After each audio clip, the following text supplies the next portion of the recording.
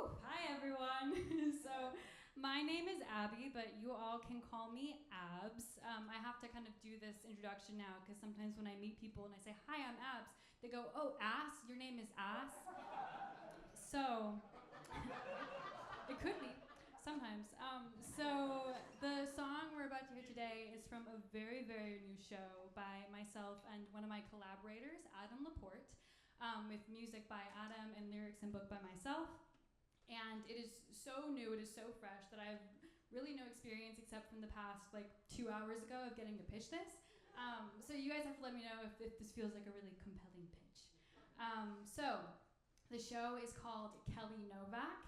And Kelly Novak is a musical that is framed as if it is an adaptation of a true crime documentary.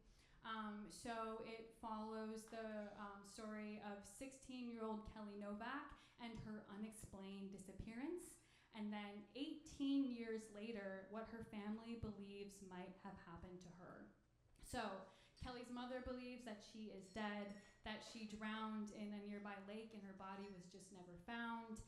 Kelly's father believes that Kelly is alive, and not only is she alive, but it is his job to go out and find her on kind of an internet conspiracy search. We're thinking QAnon, Pizzagate, right-wing pipeline vibes. And then Kelly's little sister believes that perhaps something a little more supernatural was involved.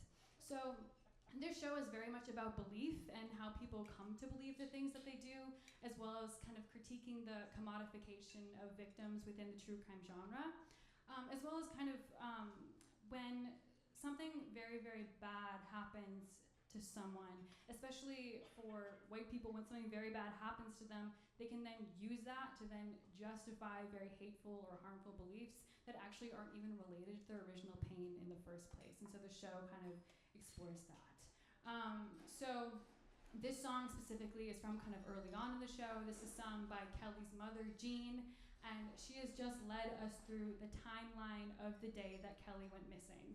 And the very last moment on this timeline is 1:08 a.m.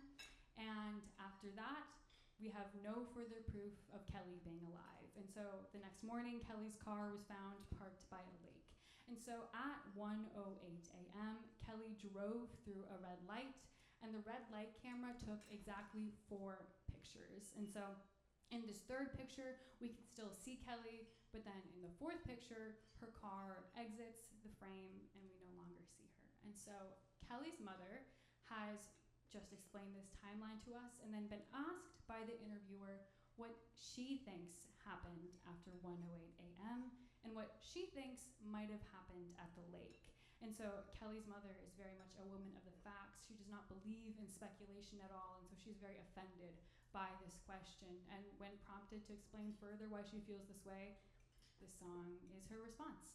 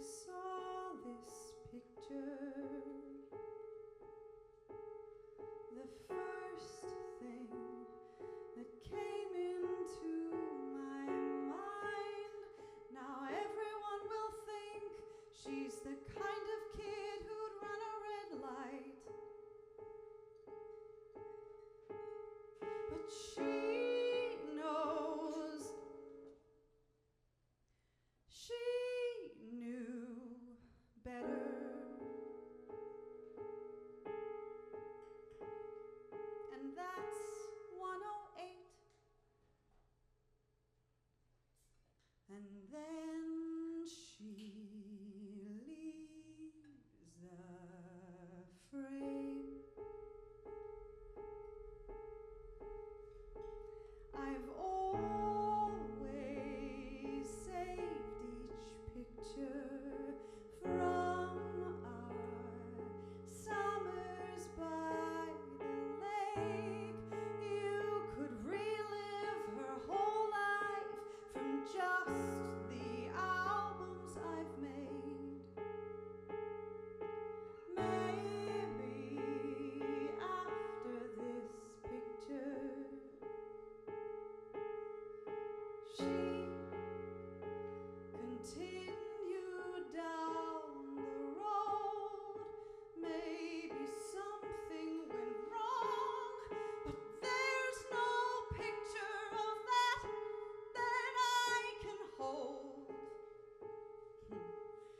So I know better. There's only 108, and then she leaves the fray.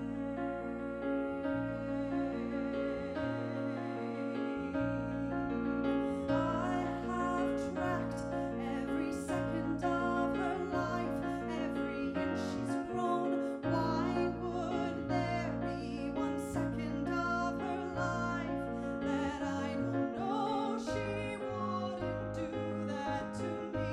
She knew better. Being her mother means our being is always together. So I don't need to know what happened after, because nothing comes after. Nothing matters. We still don't have her. So what's the difference between the lake and 108? If I